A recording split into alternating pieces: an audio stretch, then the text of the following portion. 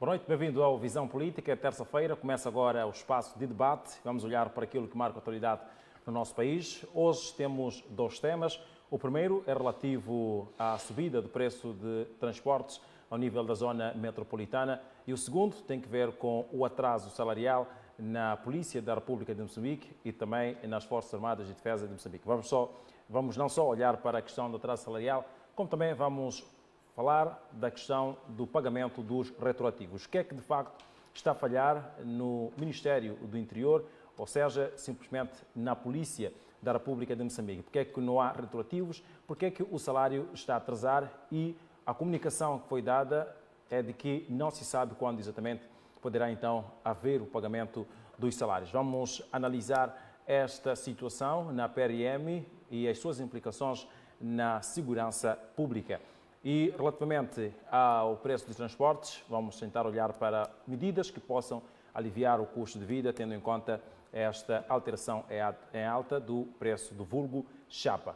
Eu sou Luciano Valentim, é sempre um prazer tê-lo aí desse lado. Os convidados de hoje são os habituais: Mateus Tomo, representando a Renamo; João Massango, representando os partidos extraparlamentares; Augusto Pelende, representando o MDM; e Gil Aníbal, representando o partido no poder, ou seja, a Frelimo. Vamos então avançar, como tem sido habitual, com os pontos prévios. Boa noite.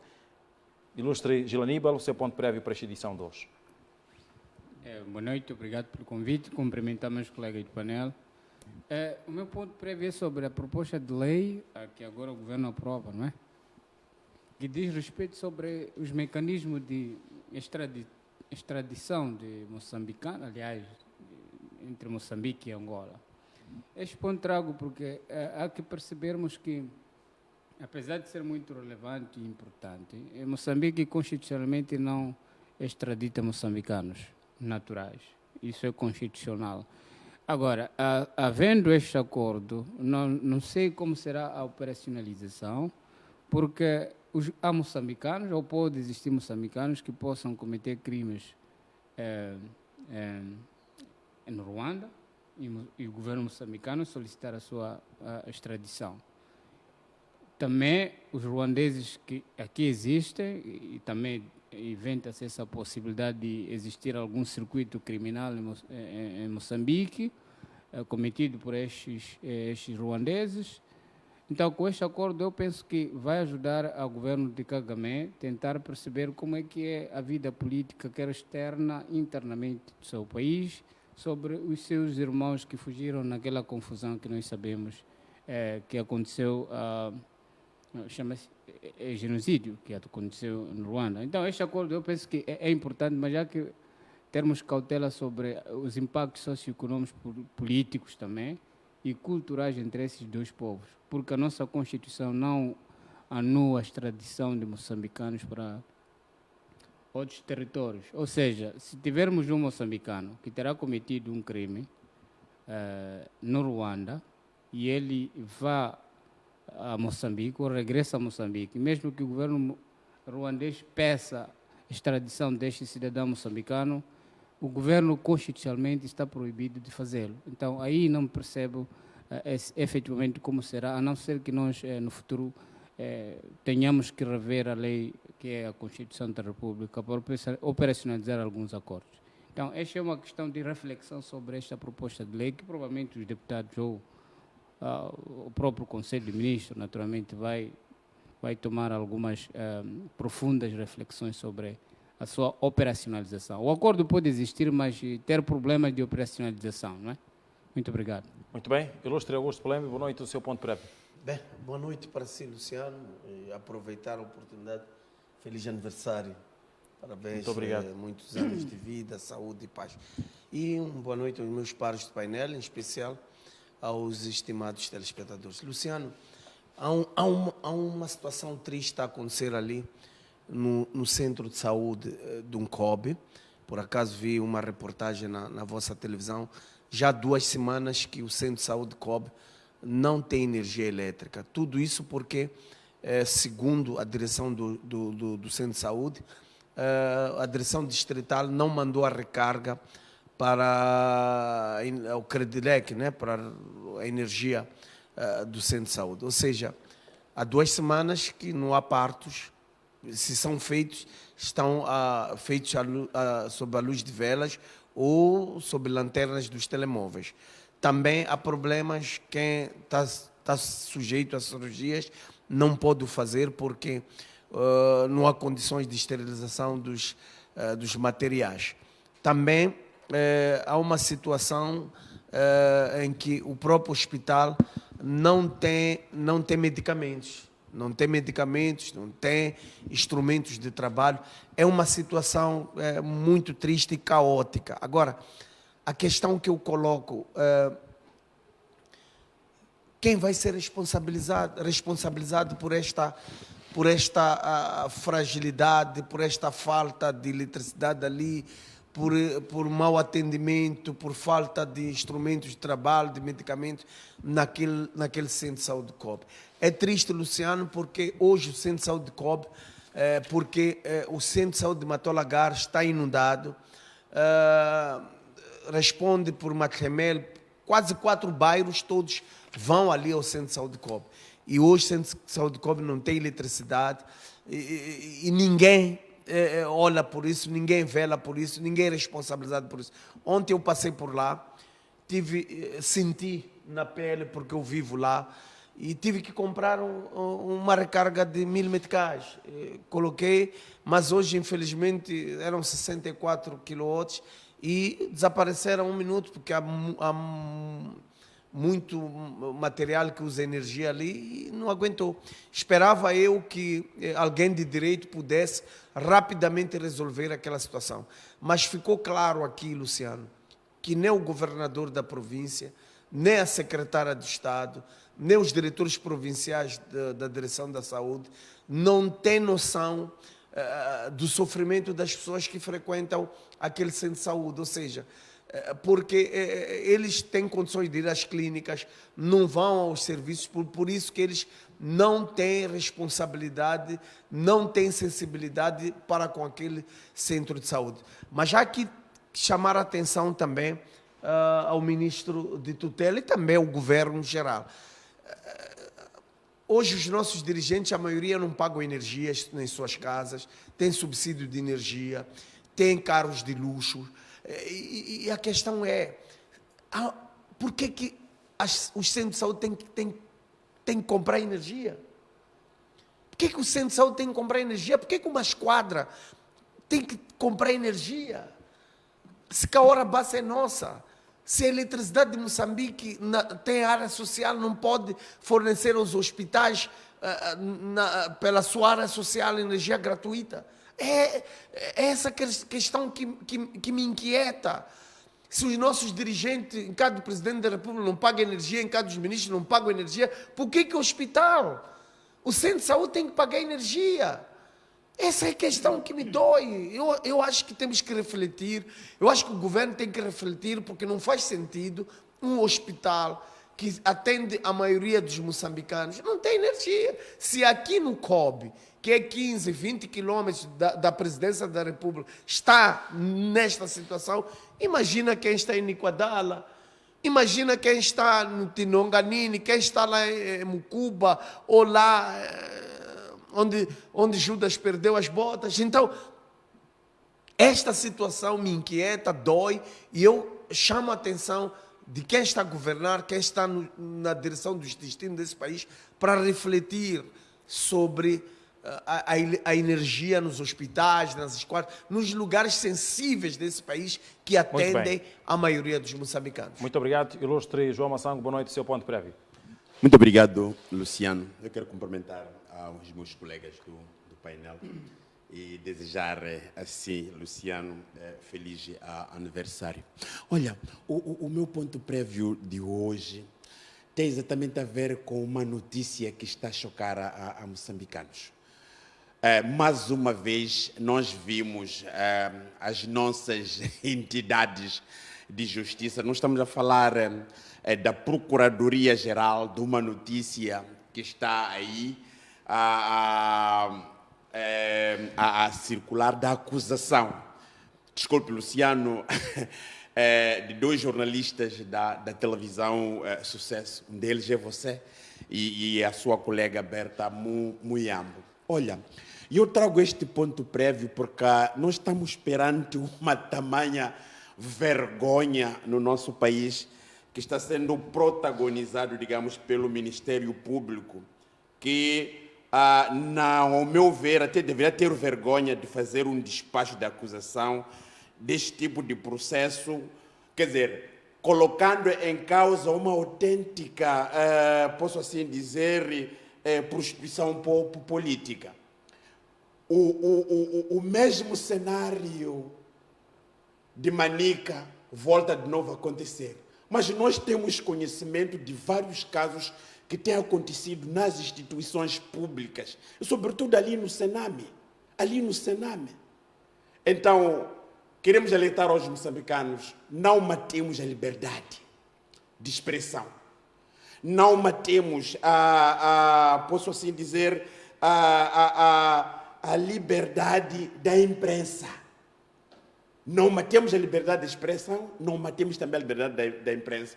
E eu quero parabenizar o Dr. Elder Macaba, por sinal, é o advogado da empresa, que existem algumas coisas que neste país precisam que a Procuradoria-Geral da República acuse e o tribunal tome de facto a conta em julgar e condenar. Mas existem algumas coisas que nós estamos a ver, ao nosso ver, o caminho que nós estamos a seguir. Qualquer dia nós vamos levar este país, de facto, à bancarrota. Eu queria trazer este ponto prévio, condenando de forma veemente, porque nós vimos aquele espetáculo de jovens, de crianças de 6 anos, ali em Manica, que o tribunal parou, gastou dinheiro. É a mesmíssima coisa que vai acontecer agora. E, em último lugar, depois vão dizer que este assunto não tem nenhuma sustentabilidade. Então, se há uma coisa, ponto de vista da justiça, que deve se fazer, não são as pessoas e a instituição. O Luciano Valentim e a Berta representam a instituição. Quer dizer, se fê-lo para o conhecimento do público, fê-lo isso em nome da instituição. Mas, ao mesmo tempo, nós queremos dizer o seguinte: temos conhecimento de várias coisas, de cidadãos moçambicanos, de cidadãos estrangeiros que já foram presos em quase todos os cantos, não é? Com documentos produzidos exatamente naquela casa, no Sename. Então, nós queremos trazer isto para uma questão da reflexão, porque muitas das vezes, quando nós entramos nisto, o que vem por detrás? Estão a colocar em causa, porque querem colocar em causa aqui a questão da liberdade de expressão, querem colocar em causa a liberdade da imprensa. Eu queria trazer isto e desejando a todos os envolvidos que o Tribunal e o próprio Ministério Público coloquem a sua consciência para uma justiça justa no nosso país. Muito obrigado. Desculpe, Luciano, desculpe-me, embora não se comente, é que a acusação... Debate nos pontos prévios. Sim, eu só queria acrescentar alguma coisa. Fiquei também chocado, porque a porta-voz da migração, da Sename, não foi apenas... Ela deixou de ser porta-voz porque ela foi detida. Ela foi detida. Isso tornou-se público e hoje ela já não é porta-voz, porque ela foi detida. Agora, que difamação vocês fizeram? Que notícia falsa é essa? Se ela tem hoje, ela já não é porta-voz ali porque esteve detida. E detida porque havia nigerianos que foram detidos na China com passaportes moçambicanos. E ela foi acusada de ser uma das autoras que autorizou que aqueles nigerianos tivessem passaporte. Agora, é uma questão de lógica e temos que ter de vergonha. Roubam, desgraçam-nos, ainda querem nos fechar os olhos com essas brincadeiras. Come on, pá. Matheus Tomo, boa noite. Seu ponto prévio. Boa noite, colegas. Boa noite, telespectadores da TV Sucesso. O meu ponto prévio para esta noite é relativo à violação da Constituição da República. O primeiro mandato, portanto, do presidente Nyusi, e este segundo, está sendo marcado pela violação da Constituição da República. Estamos a atingir o expoente máximo da violação da Constituição da República. Isto denota que a Frelimo já é uma árvore seca e uma árvore seca não pode dar frutos. A recente rejeição pela bancada parlamentar da Frelimo dos projetos de lei relativo às eleições distritais mostra que, de facto, a Frelimo não está interessada em eleições distritais para 2024 nos termos da Constituição da República. E esta rejeição é consentida pelo Presidente da República, porque desde que há a Assembleia da República, desde 1994, a Assembleia Multipartidária, iniciativas de lei nunca foram rejeitadas. E a Renamo sempre trouxe projetos de lei e agora, para viabilizar as eleições distritais, uma vez mais submeteu projeto de lei para viabilizar as eleições distritais. Refiro-me ao projeto de lei relativo que estabelece o quadro jurídico de funcionamento, organização, competência das Assembleias Distritais e eleições dos membros e administrador do distrito. Portanto, isto porque estamos cientes que o processo de descentralização em Moçambique deve prosseguir e o que aconteceu denota tanto o cortar o processo de descentralização em curso em Moçambique e isto é lamentável porque o povo moçambicano quer, de facto, viver livre, quer escolher os seus representantes e o poder deve estar mais próximo do cidadão. E as eleições distritais é um dos elementos que poderia, de facto, impulsionar o desenvolvimento ao nível local. Agora, isto, lamentavelmente, porque o que está a acontecer em Moçambique é ensaio, tentativa de querer um dia mexer com a Constituição da República para acomodar o propalado do terceiro mandato e também para adotar o modelo angolano de eleger o Presidente da República por intermédio da lista, de cabeça de lista. Portanto, tudo isto violando a Constituição, a lei-mãe, que de facto estabelece as balizas de como os moçambicanos, os dirigentes deste país, devem se pautar. A lei é para todos, não se deve usar o poder para violar grosseiramente a Constituição da República. Portanto, acredito que os moçambicanos, porque não há objetivo material para que isso aconteça no território nacional. O povo moçambicano está cansado de situações de instabilidade no país. Já se vive instabilidade em Cabo Delgado, já se vive instabilidade de segurança no país por causa de sequestro. Portanto, não vamos olhar o desenvolvimento de Moçambique e não criar situações que inviabilizem o bom curso no desenvolvimento do país. Obrigado. Muito bem, muito obrigado, ilustres, pelos pontos prévios. Agora sim, vamos avançar com os temas de debate e vamos começar com a subida do preço de transportes. Vou começar por si, ilustre João Massanco. Vamos fazer diferente desta vez, não vamos começar pela Frelimo, vamos começar pelo representante dos partidos extraparlamentares, nas circunstâncias, João Massanco, presidente do Partido Ecologista.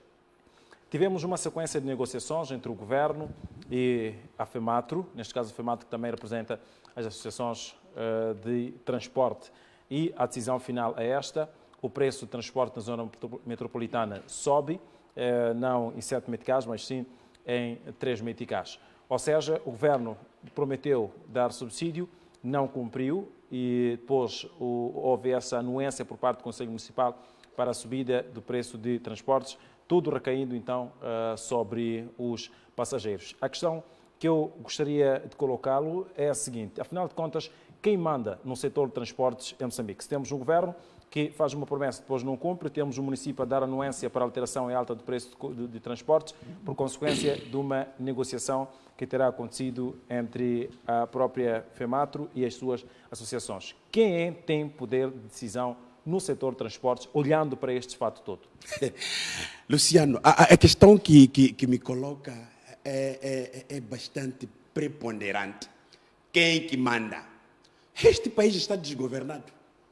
Este é o primeiro ponto que nós precisamos de trazer. É um país desgovernado, sem políticas, sem agenda, sem indivíduos que olham o país, as prioridades, e não é as prioridades e aquilo que deve servir do ponto de vista social, quando nós falamos exatamente da política dos transportes.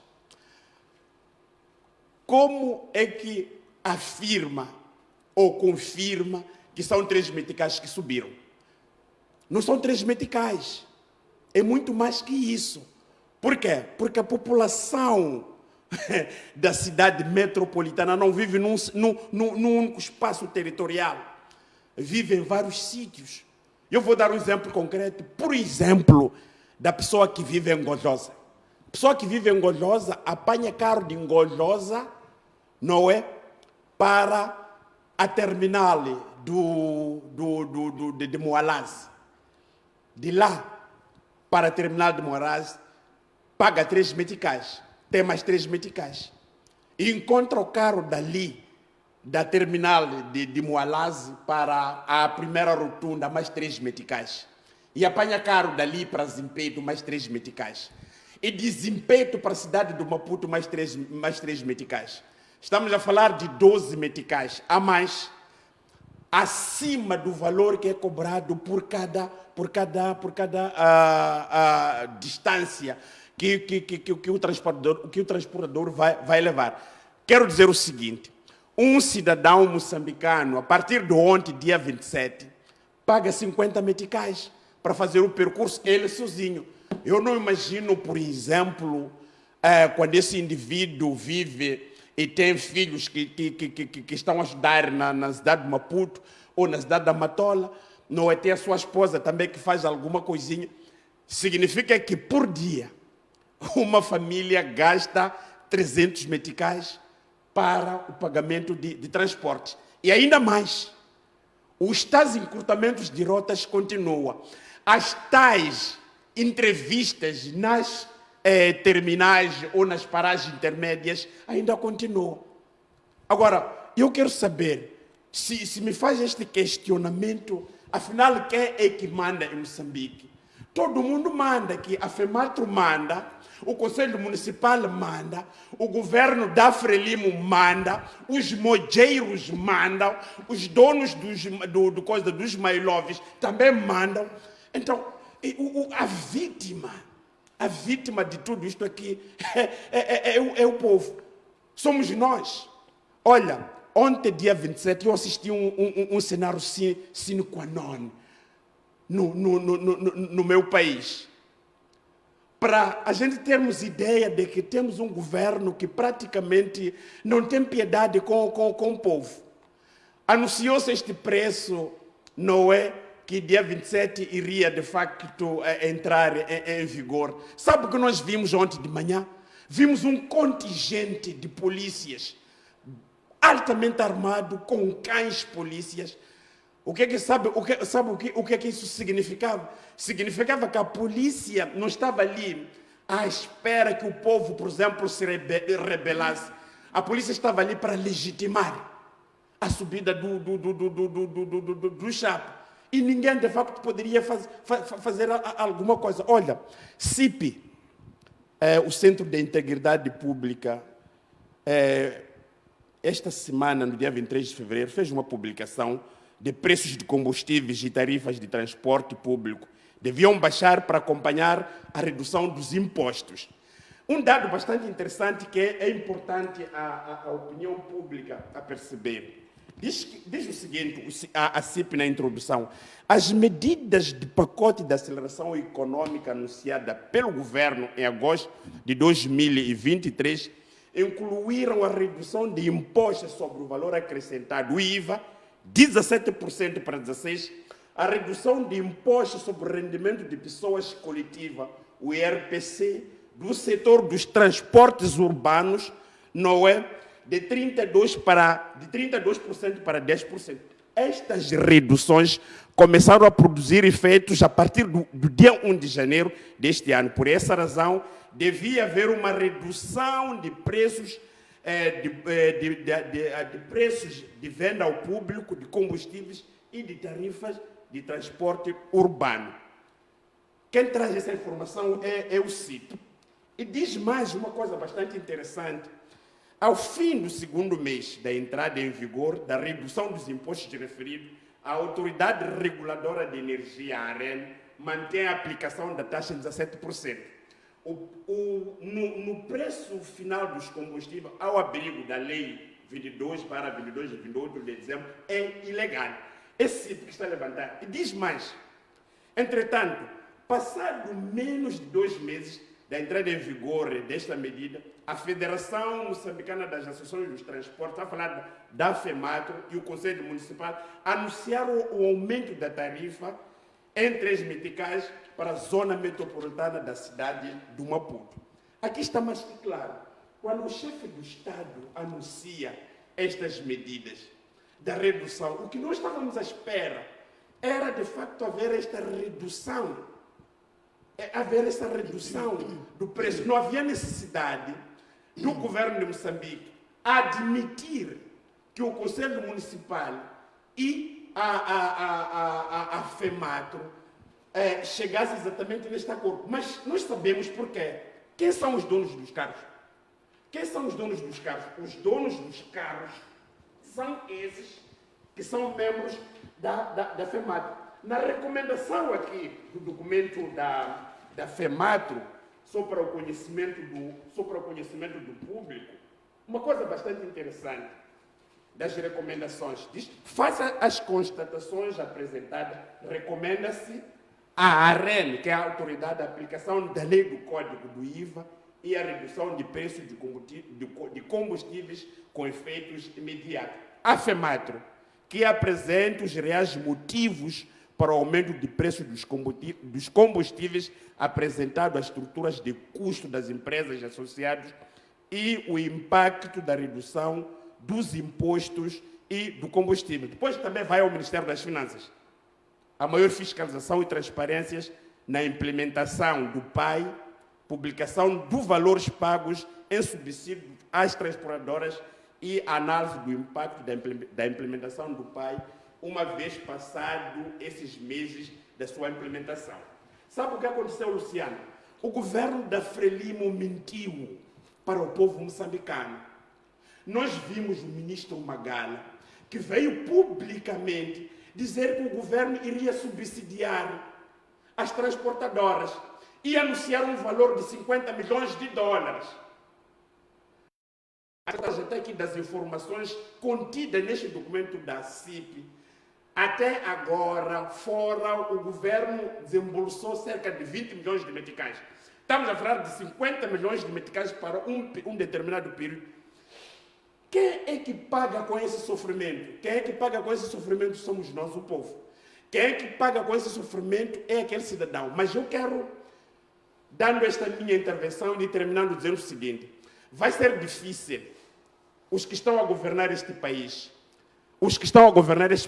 sentirem de facto graves problemas que estão a acontecer aí no terreno. Mas um dia, se os funcionários públicos deixarem de andar daqueles masbombos, se os secretários permanentes deixarem de andar daquelas viaturas, se os chefes de departamentos deixarem de andar daquelas viaturas, todos irem lá onde o povo apanha o chapa e fazerem ligações, vão ter sentimentos exatamente daquilo que está acontecendo. Então, de uma forma geral, está a acontecer isto aqui num contexto em que o governo apadrinha a subida da vida dos moçambicanos, da mesma natureza que nós vimos em dezembro do ano passado, o chefe do Estado anunciar que não iria dar o 13º, e os deputados da Assembleia da República, a bancada maioritária, aplaudir, a dizer, não é, que o custo de vida está de facto nesses momentos. Então, de uma forma geral, o que é que nós queremos dizer? Queremos dizer o seguinte: a subida dos transportes em tempo de desastres, porque na minha ótica, o país está a gerir as calamidades, o país está a gerir exatamente este assunto que está a acontecer, que nós todos perdemos. Nós temos que olhar Boane, que faz parte da agência metropolitana. Temos que olhar os bairros Kobe, Machaquene, todo lado. Ninguém tem dinheiro. Como é que um governo sensível... Luciano, em 3 segundos eu quero terminar. Os preços do Maputo, quando sobem, se refletem em todo o país. Subiu chapa na cidade do Maputo, sobe em Xaixai, Chimoio, Nampula, Niassa, ou em todo o país. Então, de uma forma geral, queremos dizer o seguinte: este povo moçambicano ficou mais que claro que não tem governo. Este povo moçambicano ficou mais que claro que as pessoas, a tendência que têm apenas é de tirar, é de tirar, é de tirar. Muito bem. Vamos então ao ilustre Gil, depois passamos ao ilustre Palembe. Dr. Gil, entendemos que as decisões que devem ser tomadas, quer ao nível central, quer ao nível municipal, devem ser de benefício dos munícipes ou então do povo no geral. Esta medida de alteração em alta do preço de transportes, depois de uma negociação que aconteceu entre as partes envolvidas, incluindo o próprio governo, a que medida beneficia o povo moçambicano, tendo em conta esta prerrogativa de que as medidas são tomadas para o serviço, para a prestação de serviços públicos, devem, de certa forma, beneficiar a camada social, neste caso, o povo? Bem, é o seguinte, primeiro há que esclarecer uma coisa. O Massango estava a ler um documento do CIP. É assim, o CIP não tem especialista do setor da indústria do petróleo, não sabem nada. Às vezes são passíveis de censura o que eles escrevem. Esse é um ponto.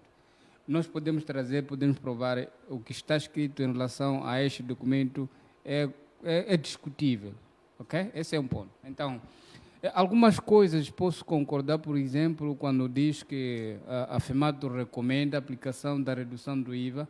Eu mesmo já fui a alguns restaurantes para ver se alguns estão a aplicar o código do IVA já aprovado ou não. O que eu percebi é que... Restaurantes? Restaurantes. Porque IVA é para todos.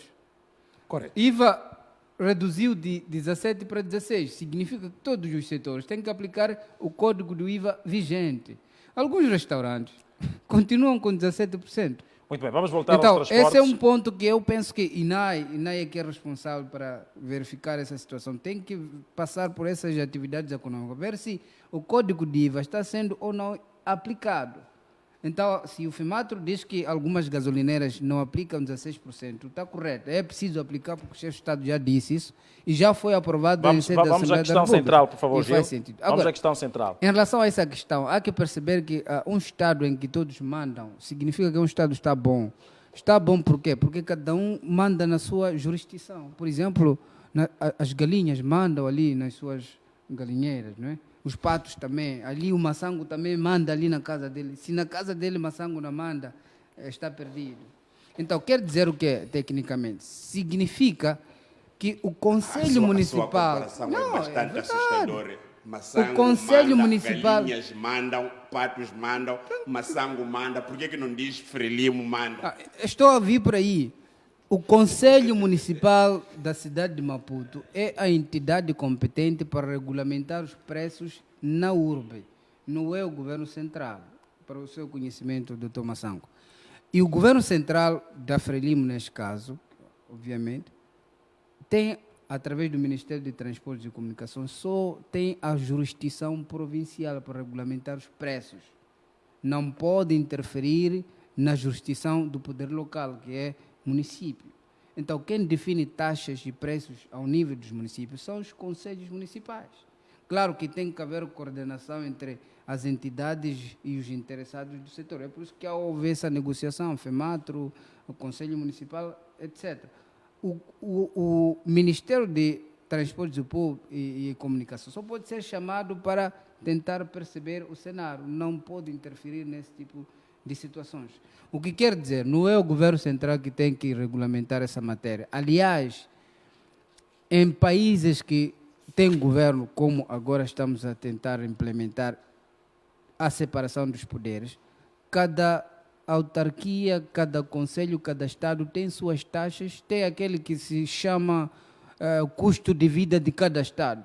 Ou seja, em Texas é barato viver do que em Washington, D.C., mas tudo é Estados Unidos da América. O que quer dizer, a cidade de Maputo, cidade capital, pode ser mais caro viver do que aqui em Matola, do que, por exemplo, Gaza e alguns municípios, Xaixai, por aí. Então, não se pode interferir em poderes já separados. Esse é o primeiro erro que podemos, naturalmente... Muito bem, então vamos só entender um ponto aqui, Ilustre Gil, peço só uma vírgula neste ponto. Se não pode haver interferência do Governo Central, é preciso termos em conta que essa subida é por consequência de uma promessa que terá sido feita pelo Governo. Então, qual a responsabilidade que pode ser aplicada ao Governo nesta alteração, tendo em conta que diz que é uma decisão do poder local? O Governo prometeu, não cumpriu e houve esta anuência por parte do poder local, neste caso que é o poder municipal, tendo em conta que o povo tem que cobrar ao Governo, o povo tem que cobrar a quem dirige. Eu penso que foi um erro o Governo assumir a responsabilidade de subsidiar os preços. Porque quer o Banco Mundial, o FMI, nós também, não recomendamos que o Governo continue a subsidiar os setores, porque distorce os indicadores macroeconômicos ali. Ou seja, se nós abrimos o mercado, só para entenderem aí em casa, o setor de transporte tem um mercado que é a estrada e as rotas, não é? E quem mete carro lá, alguns carros são do Governo, alguns, maior parte, são do privado. Então, a dinâmica do mercado e a competência do Governo é definir as regras, regulamentar como as regras do jogo têm que funcionar. E não retirar um dinheiro de um, digamos assim, de um setor que paga imposto, que produz, para subsidiar um outro setor. Não é funcional e não é sustentável a longo prazo. É o que aconteceu. Prometeu-se subsídio, pagou-se em 4, 5 meses e o dinheiro acabou. E quando acaba, e o Governo viu-se forçado naturalmente em abrir a mão é largar, que isso não estou a aguentar, e deixar o mercado a funcionar como tem que ser. Agora, é assim como todos os setores produtivos devem ser. O Governo não pode meter dinheiro lá para subsidiar, vamos supor, nesse setor. Então, qual é a responsabilidade do Governo no setor de transportes? A responsabilidade do Governo no setor de transporte, eu penso que é criar mecanismos para devolver o Estado a ser protagonista. E aí vai conseguir subsidiar via Estado. Como se faz isso? Se em Moçambique nós não temos empresas estatais a fazerem transporte público, quaisquer dinheiro, quer do Estado ou do Banco Mundial, seja lá a fonte que sair esse dinheiro, e o dinheiro ser usado para subsidiar esses transportadores, que algum e maior parte deles são ilegais, esse dinheiro é perdido. Então, não é funcional continuar a subsidiar num sistema de transporte não integrado e desorganizado acima de tudo. Desorganizado como assim? Alguém pode perguntar isso. É que os chapas TNS, coaces que andam por aí, alguns não estão registrados. O Governo não conhece. E como não conhece, não se pode dar subsídio ou dinheiro àquele tipo de mercado que naturalmente está cheio de informalidades.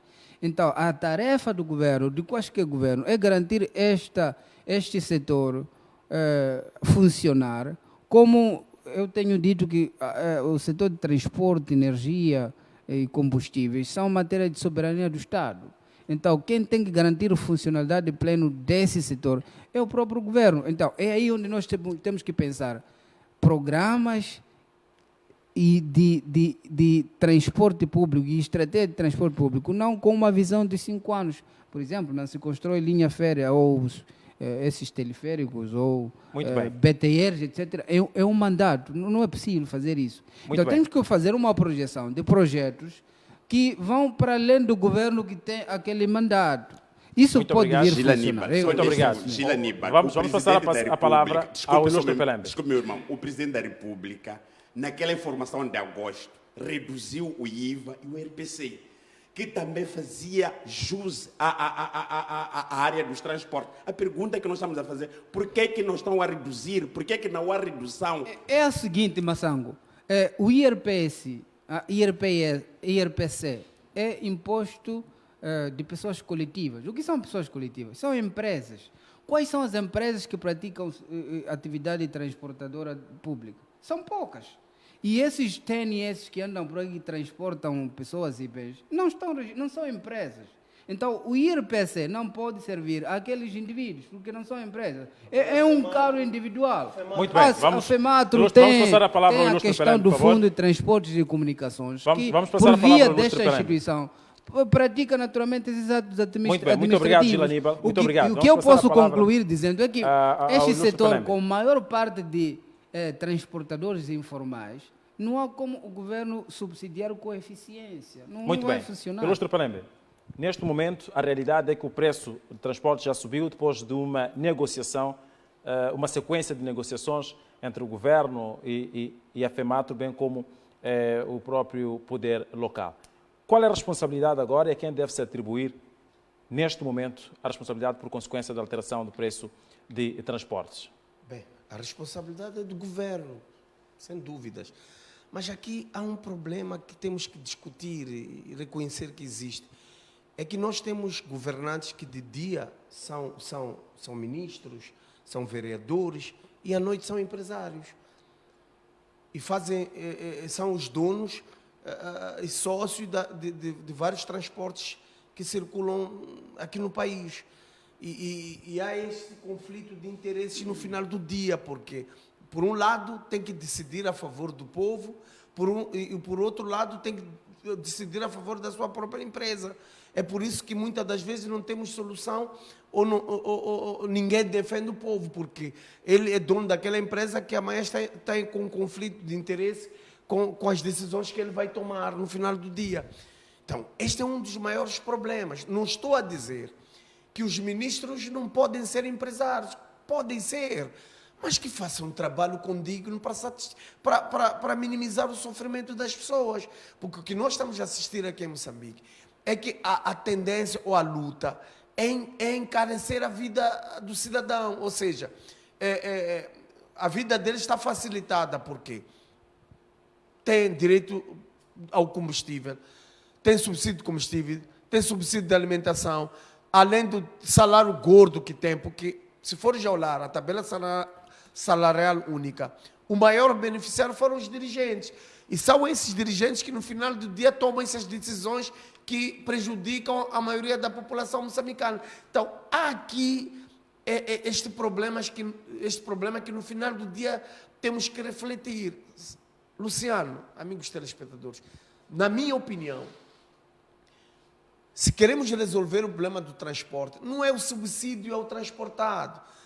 Já assistimos àquele problema da Covid-19, a distribuição do dinheiro, que não conseguimos, não fomos felizes. Para mim, a solução, se queremos baixar, se queremos resolver o custo do transporte em Moçambique, primeiro temos que baixar o IVA. O IVA no imposto, o IVA na importação dos combustíveis. Nós, como MDM, já havíamos avançado em 12% ou 10% ou 8%, para que pudesse baixar o custo do transporte. Porque uma das alegações claras dos transportadores é que o combustível está caro. E o governo pode baixar o IVA na importação dos combustíveis e que, como consequência, vai baixar o custo do transporte. Não só. É que baixando o preço dos combustíveis tem como resultado até os preços dos produtos essenciais vão baixar, porque a subida dos combustíveis tem como consequência a subida do custo de vida em todas as esferas. Agora, por que o governo não faz isso? Porque, Luciano, há vários players que ganham com a importação dos combustíveis. Há várias empresas, se for já olhar a importação, tem Malta Kuduma, tem essas empresinhas que foram criadas apenas para mamar nas tetas do governo, tem várias taxas aqui, IVA para colar. Então, no final das contas, sufocam o produto final que chega ao cidadão. E isso, sem dúvidas, faz com que o custo do transporte possa ficar mais caro. Mas também há um problema aqui, Luciano.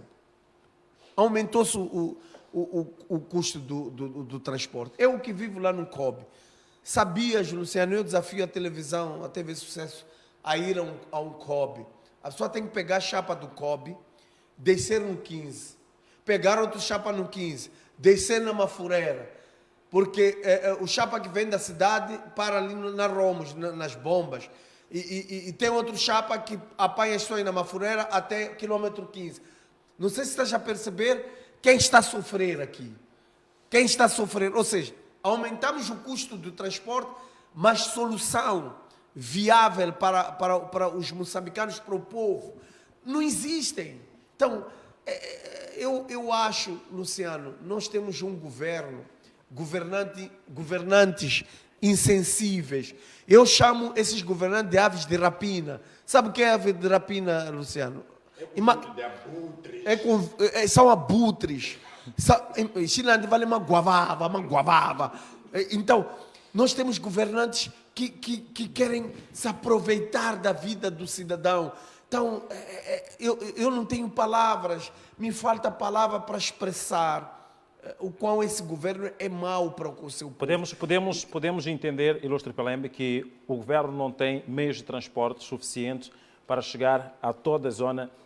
Vamos falar concretamente da zona metropolitana, onde houve alteração e alta do transporte. Não tem transporte suficiente para chegar a todos esses cantos e também não tem vias de acesso, digamos, adequadas para o transporte, ou melhor, para a circulação dos transportes. A questão que eu coloco é: qual é o poder que o governo poderá ter numa mini-base do indivíduo que decidiu comprar para poder fazer o seu negócio? Que poder o governo tem sobre essa pessoa?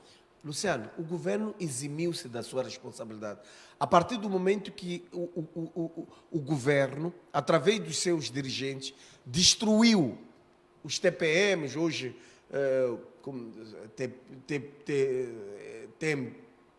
MTM, ou seja, o projeto do governo é esse mesmo: destruir as empresas públicas e criar as empresas privadas por eles mesmos. Os mesmos donos, os mesmos que destroem as empresas públicas são as mesmas pessoas que criam as empresas privadas para poderem sugar a vida dos moçambicanos.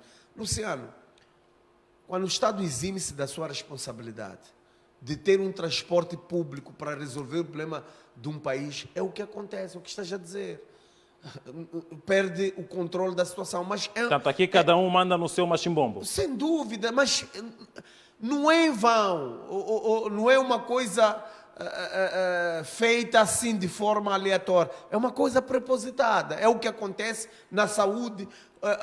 A saúde está qualquerizada, somos obrigados a ir nas clínicas privadas, que quem são os donos são eles. É o que acontece na educação, a educação é qualquerizada e nós temos que ir ao ensino privado. Também é o que está a acontecer. Está a ser qualquerizado o transporte público para que o cidadão possa refugiar-se nos privados. Então, há que refletir aqui que país nós queremos, que tipo de governantes nós queremos. Muito bem. Qual é a sensibilidade que esses governantes têm para com a sociedade. Sabes, dói isso, Luciano. Muito bem, ilustre Mateus Tomo. E na sua opinião, o governo, ao prometer subsidiar os transportadores, meteu-se onde não devia e encurralou-se, portanto, acabou fazendo o papel de quem faltou com a verdade. Não devia o governo ter feito essa promessa? Se não devia, que medida podia ter tomado para que não houvesse, naquela altura, alteração e alta do preço de transportes, pelo menos na zona metropolitana? Bom, os capitalistas de ontem, aliás, os comunistas de ontem viraram capitalistas sem piedade. O incremento de transporte denota que o governo da Frelimo não tem um homem o centro das suas atenções. Denota a falência dos gestores do Estado e, acima de tudo, mostra que não mais está para o interesse público, mas sim privado. Nós podemos comparar o governo da Frelimo com Pilato, aquele que um dia lavou as mãos, dizendo: olha, como quem é que crucifica Jesus Cristo, crucifica, mas por detrás está lá a crucificar o povo. Portanto, eu penso que o governo da Frelimo perdeu, não é, a qualidade daquilo que devia prestar ao povo moçambicano. Relegou-se, conforme dizia o colega, ao setor privado, mas tem poderes para contornar o cenário e não quer aplicar. Baixando o IVA para 14%, estaria a dar o poder de compra à população. Mas aí está, o poder de compra está sendo retirado, foi retirado à população, por isso estamos nessa situação, porque são empresários e isso só acumula-lhes cada vez mais o capital nas suas contas. Agora, temos este ano as eleições, esta é a oportunidade que nós temos, soberano, do povo moçambicano, arrumar com o governo da Frelimo nas autarquias e depois nas eleições gerais e das assembleias provinciais e distritais, que agora também, por violação da lei da Constituição da República, não querem que se realizem as eleições distritais. Um governo que está a tirar a areia aos moçambicanos, pensando que os moçambicanos não estão a ver. Portanto, eu penso que esta é a infelicidade que o governo da Frelimo tem para com o povo moçambicano. Portanto, lavou as mãos, é o Pilato que nós temos, é o Pilato de Moçambique, não é? Mas o povo tem esse poder para que, de facto, afastarmos o governo da Frelimo, porque não podemos continuar sempre a lamentar Frelimo, Frelimo. O que tem esse Frelimo? Portanto, há moçambicanos capazes de poder gerir o Estado moçambicano. Muito bem. Vamos então passar ao outro tema. Mas antes desse tema. Vi primeiro o Ilustre Massanco, um momento só, Dr. Gil. Vi primeiro o Ilustre Massanco, vai então dar uma resposta e depois vamos passar para outro tema. Olha, é o seguinte, nós quando falamos da política dos transportes, até podemos ir ver como os sistemas funcionam nos países vizinhos. Existe o transporte privado que é gerido pelos privados, mas o Estado garante o transporte público. Quem garante o transporte público é o Estado, não é? É por essa razão que existe aquele fundo dos transportes. Aquele fundo dos transportes é da gestão do Estado, não é dos privados. O Gil Aníbal, vocês esqueceram, telespectadores, que na semana passada disse que até gostava de estar no My Love, porque é no My Love onde ele se sente bem, porque no My Love respira-se bem. Nós queremos trazer isto aqui para a memória coletiva, a perceber que quando nós debatemos a questão dos transportes, é um assunto sério.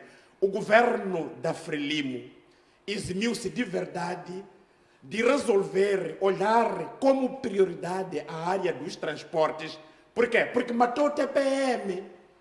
Matou o TPM de forma deliberada. Se nós olharmos hoje o TPM, ou MTPM, ou as empresas públicas, até preferem comprar 50 mais bombos para turismos, não é? Para turismos, em vez de transportar as populações. Nós vimos em 2015 o governo da Frelimo numa mobilização fora de série desses mais bombos que estão arrumados ali no Zimpeto, as tais salas de aulas que um dia o ministro disse que nós não poderíamos nos preocupar porque tinha salas de aula a referir os mais bombos. Nós estamos a dizer o seguinte: se o governo apostasse nos transportes públicos, investir nos transportes públicos, eu tenho certeza que nós teríamos o privado a atuar.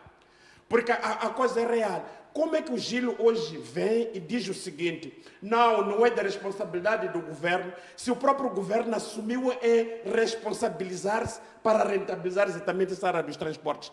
Nós estamos a falar dos 50 milhões, esqueceu dos 50 milhões, mas quando nós queremos o verdadeiro número de dólares que foi dado a esses senhores, estamos a falar de 20 milhões. Quer dizer, até roubaram dos 50 milhões, esse dinheiro desapareceu. Nós estamos numa situação bastante caricata, Luciano, que isto que nós estamos aqui a tratar é um assunto bastante sério.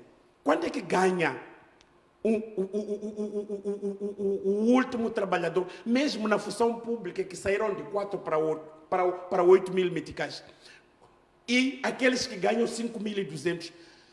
Não é um assunto que nós temos que fazer isto de uma forma em que nós, quando nós debatemos, por exemplo, a área dos transportes, o governo sim tem responsabilidade, mesmo na África do Sul. mesmo na Irlanda, mesmo em qualquer canto, o governo se responsabiliza, sim senhora, à parte dos transportes, porque tem povo. Neste momento houve alteração. Qual é a posição que tem que ser tomada pelo governo com vista a reduzir de forma imediata este preço? Eu acho que o governo tem que deixar, deste cenário que nós estamos a assistir, o governo tem que assumir o protagonismo como governo, porque nós temos um povo. Olha, tem que mandar baixar o preço. O governo, é essa a posição? O governo não fez porque está dentro do assunto. Não é? Porque são donos exatamente desses autocarros. Olha, os meus colegas, o Tomo e Pelembe, levantavam o assunto muito sério do ponto de vista eleitoral. Afinal, quando o povo vota, vocês podem até buscar alguns vídeos em que esses governantes apareceram dizer que nós iríamos melhorar a área dos transportes. Disseram na altura que seriam os privados a melhorar, porque se fosse assim, o povo não teria votado na Frelimo. E a própria Frelimo não teria encontrado esta oportunidade de ganhar forçosamente as eleições, quando tivesse dito na altura que não, os privados vão velar pelos transportes, nós não. Porque quando um governo sério aparece, e na altura eu até aplaudi para o ministro Magala, mas me enganei, a dizer que iria subsidiar os transportes e também iria subsidiar o quê? O transportado. Em que parte do mundo nós já viemos o governo a distribuir dinheiro? Isso passou de uma mentira. Então, o povo tem que estar atento. Você são mentirosos, mafiosos, aves de rapina, como dizia o meu colega do painel. Abutres.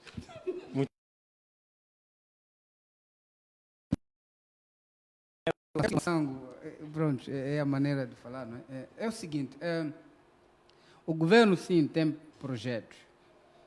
Nós temos ali no Ministério de Transportes e Comunicações o Plano 1000, que são 1000 autocarros a ser adquiridos. Até então, pelo que nós sabemos, os autocarros novos que circulam na cidade foram em total de 80. Sabem muito bem disso. Sim, agora, mas o problema, esse é outro problema, porque só circulam um mês e depois começam a ser arrumados de avaria. O que nós estamos a dizer, isso tem outras explicações. Uma delas é que os autocarros que chegaram são movidos a gás. A maior parte desses automobilistas, esses condutores, motoristas daqueles, não sabem como funciona efetivamente esse sistema. A componente de formação também é muito importante.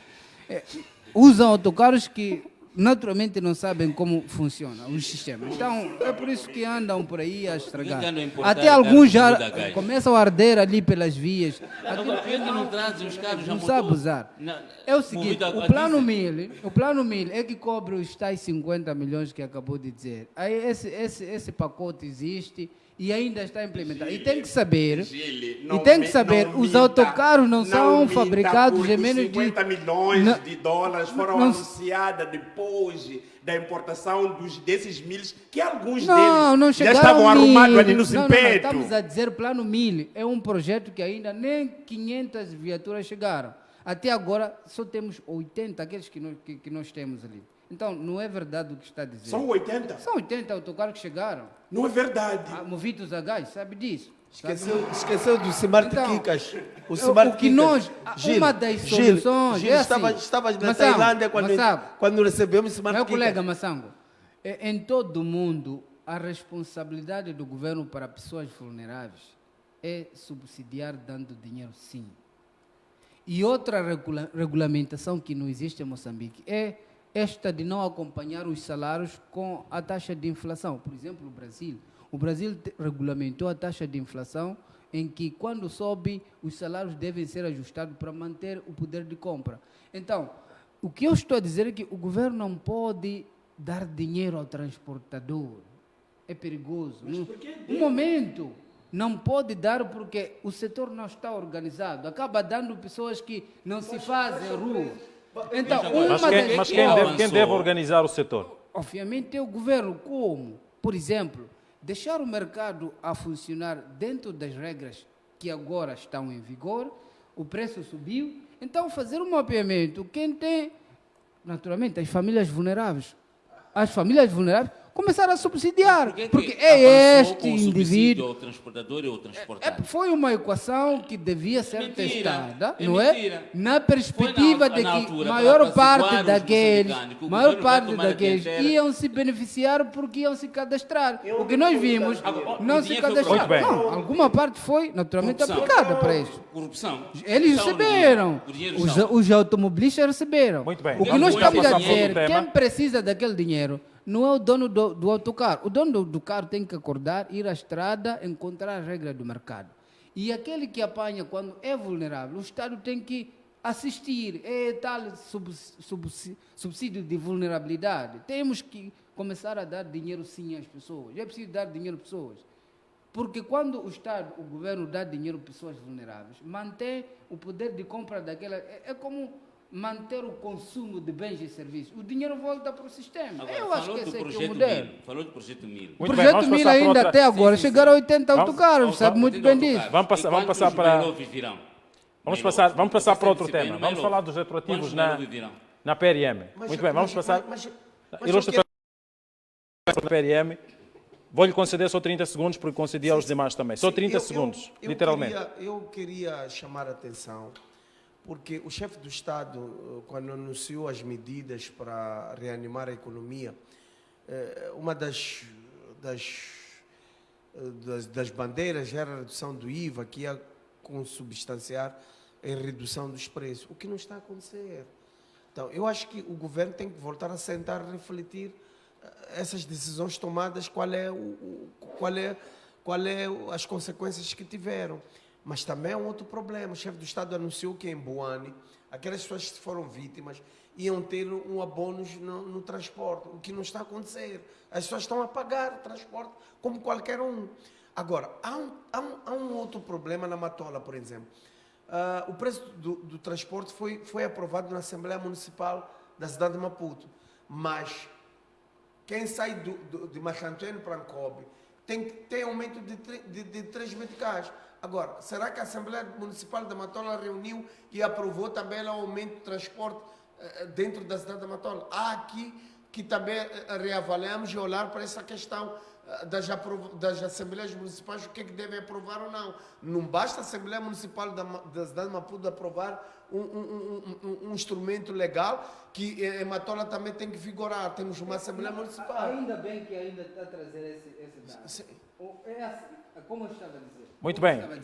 Quem regulamenta Giro. os preços na urbe são os conselhos autárquicos. Muito E bem. tem que Vamos ser então assim. olhar Por para a isso, situação que se vive na PRM. a Um momento, autarquia Giro. manda, o governo central manda e o último, o Massango na casa dele tem que mandar, as galinhas também têm que mandar. Muito é assim bem. como os poderes estão distribuídos. Vamos então falar muito rapidamente da questão dos retroativos na PRM e também a questão que tem que ver com o pagamento do salário. Vamos entender o que é que de facto está a acontecer, quais são as soluções que podem ser encontradas mediante este cenário, que eventualmente poderá ter implicações na segurança pública. Começo por si, ilustre Augusto Pelembi.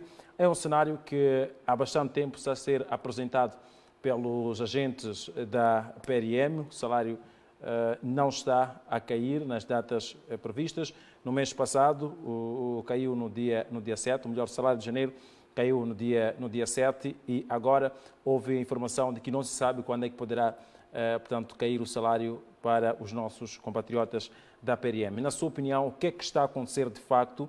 É falta de dinheiro? É de facto uma má gestão, como se... Uma má gestão não, uma questão de correção nas folhas salariais, como se avança por algumas fontes, ou há um outro motivo que está por detrás disso? E que implicações este atraso salarial e este atraso de retroativos poderá trazer na componente de segurança pública?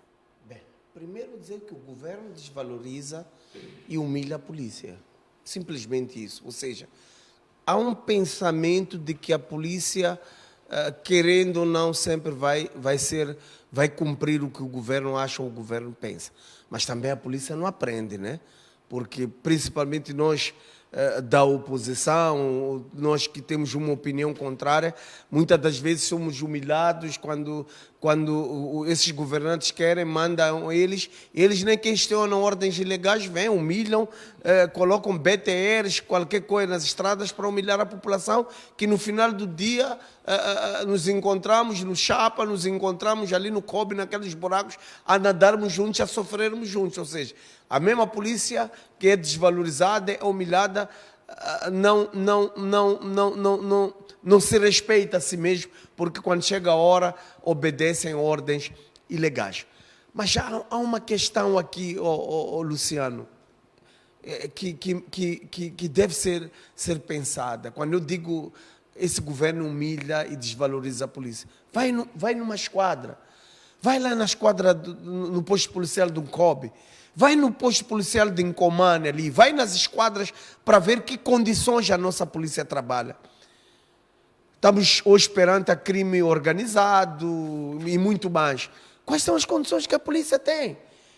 E hoje, se fores olhar, as forças de defesa e segurança, as forças armadas, estão a ser pagos a tempo e hora. Mas a polícia não tem data de pagamento.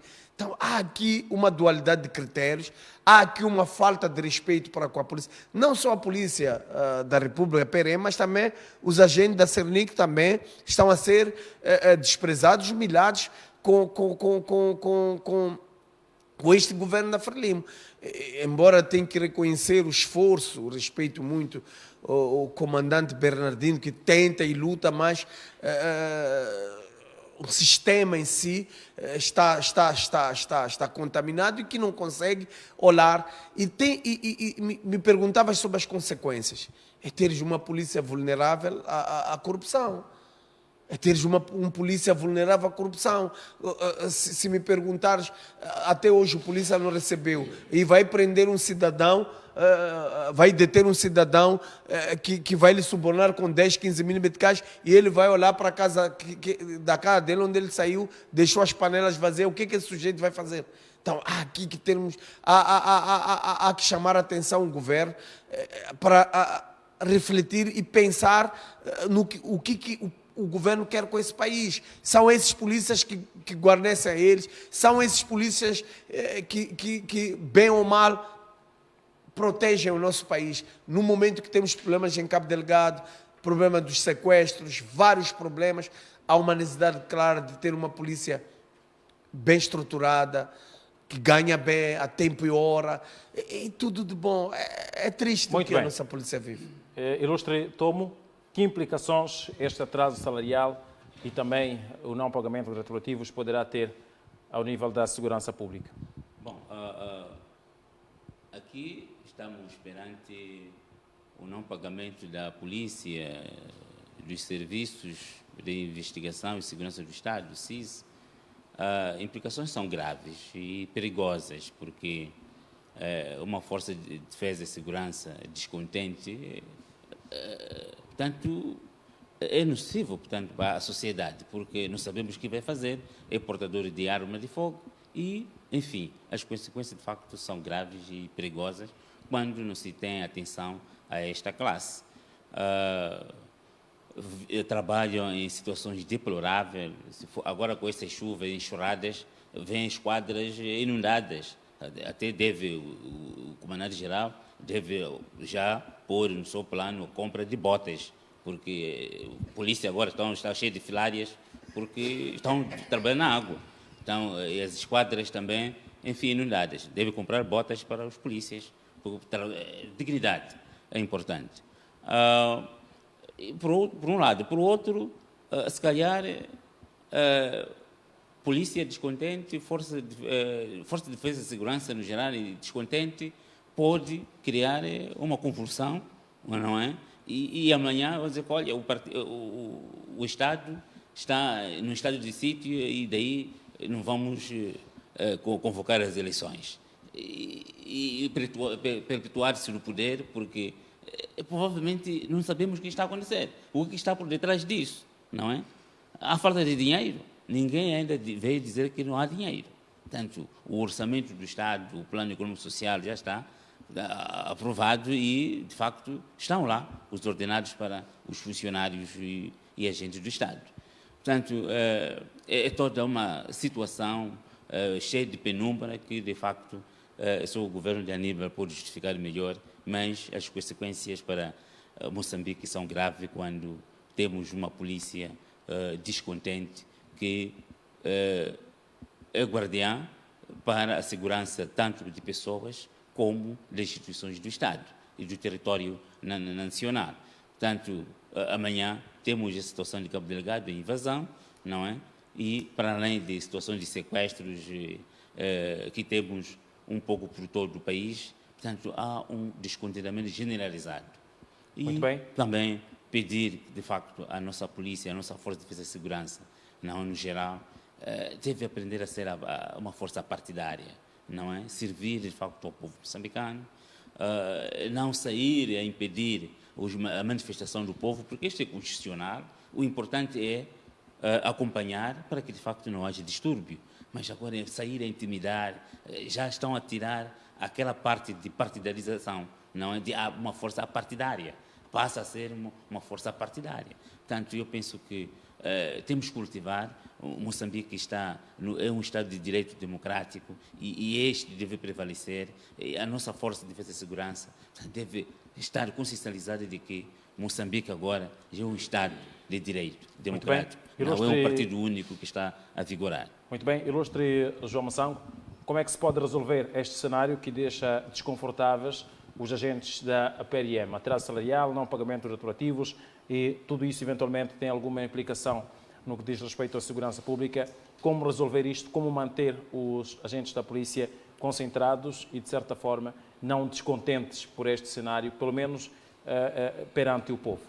Olha, a situação da polícia é lamentável, mas é preciso nós fazermos uma análise de forma geral, não é? Desde a implementação da tabela salarial única em Moçambique. Eu sempre gosto de recorrer, embora o meu colega do painel dizia que os estudos da CIP não tinham a fiabilidade, porque eles, de facto, tinham outras. Eu só quero trazer, nesta publicação de dia 14 de fevereiro, a segunda edição, que fala quem realmente se beneficiou com a tabela salarial única. Tem aqui na introdução um dado muito simples. O orçamento da tabela salarial única passou de 19,6 mil milhões em julho de 2022 para 28,3 mil milhões em janeiro de 2023, um aumento de cerca de 44%.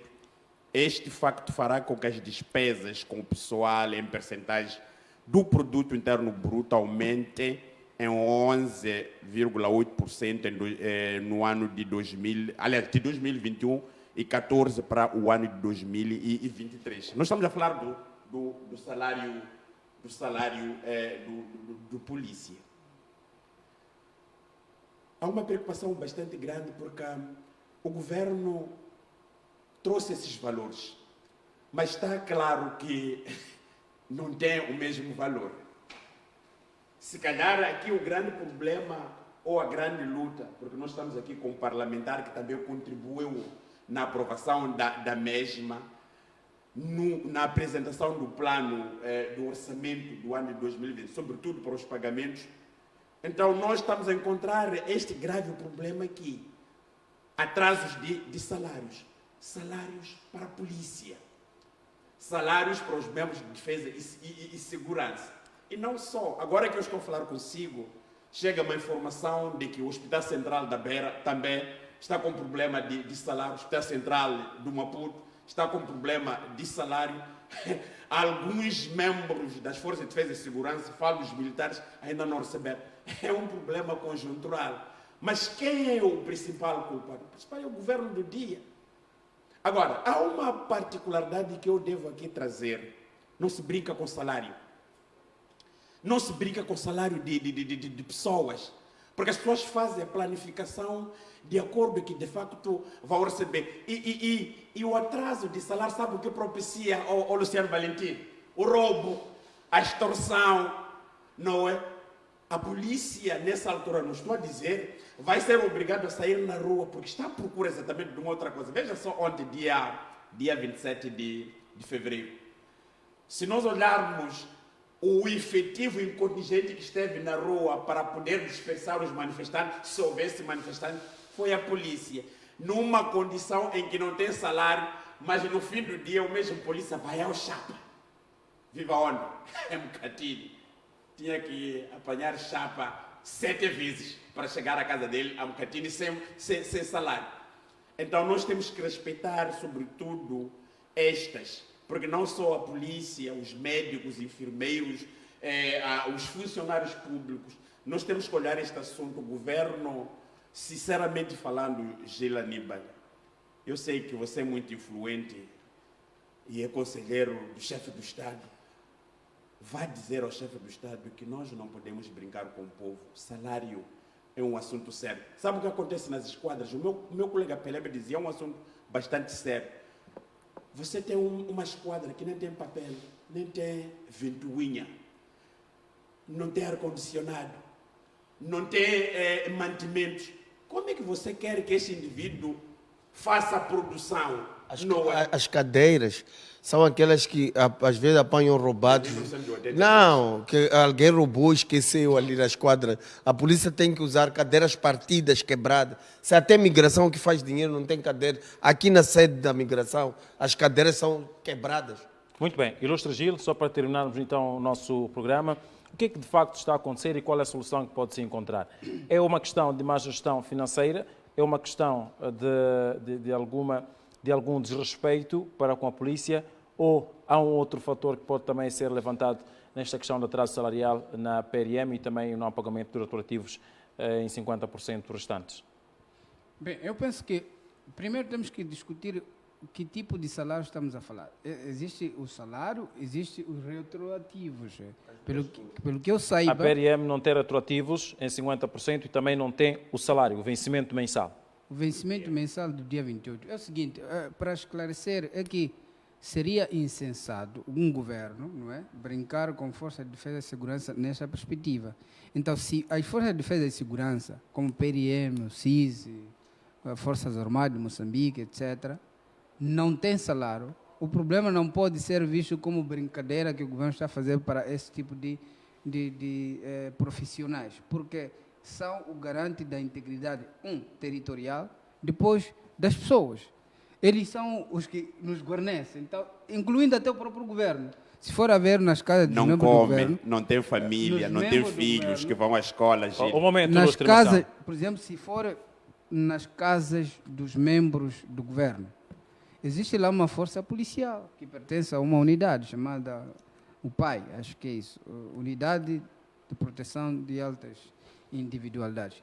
É um ramo da polícia, significa isso, que o governo não pode brincar com este tipo de profissionais. Então, se há atraso salarial, ou quer retroativos, ou mesmo salário normal, aquela remuneração que nós sabemos, os problemas podem ser múltiplos. Primeiro, esta transição da tabela salarial antiga e várias reformas na tabela salarial, esta única, nos decretos do Conselho de Ministros, isso cria naturalmente alguma morosidade naquilo que é enquadramento, alinhamento e a correção de todas aquelas irregularidades que nós sabemos que aconteceram neste procedimento. Então, não se pode continuar a pagar os salários dentro das irregularidades. É preciso corrigir as irregularidades e avançar naturalmente com o processo já terminado. Provavelmente, eu penso assim que estejam a fazer um trabalho de correção para esta classe e vão receber os seus salários. Acima de tudo, há que perceber que o polícia, o militar, etc., também é funcionário do Estado.